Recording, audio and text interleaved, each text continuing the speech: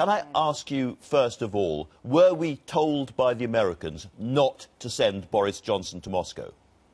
Well, it's quite clear that events with regards to Syria have moved on, and our focus, and rightly the Foreign Secretary's focus, is now on working with the international community to look at a political resolution. And so he's focusing on the G7 meeting that's taking place this coming week, and working, of course, with the US, but importantly, other allies in the international community when it comes to finding the right kind of peaceful and political settlement to this conflict. The problem, if I may say so, with that explanation is that we are saying now the important thing is to talk, to negotiate, to get back to the negotiating table, above all with the Russians. And yet, at this moment, we choose not to go and talk to them. That's what's surprising.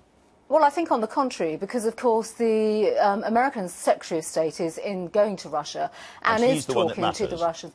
But I think also this isn't just about one voice. This is about the international community coming together. And our Foreign Secretary is working with his American counterpart, as that is the right thing to do. But importantly as well, that we work across the international community.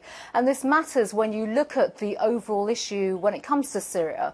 This is the world's largest humanitarian crisis that we are seeing, and the world has come together. Our counterparts across Europe, in America, we've all worked collectively to lead the way and provide support to the hundreds of thousands of people that have been displaced and harmed because of this awful and atrocious conflict.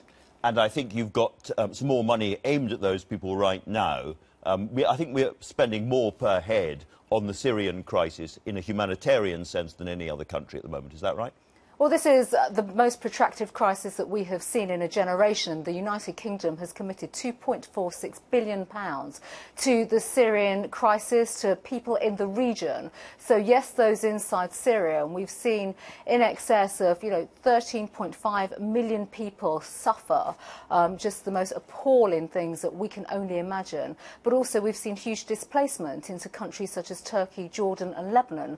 So our resources are keeping people in the region, but importantly giving them life-saving and life-changing support. So we're supporting Syrian refugees to get employment, get children into education, because that's vital, but also the humanitarian support as well is crucial, and particular medical support, as we've seen after the barbarous chemical attack that took place this week.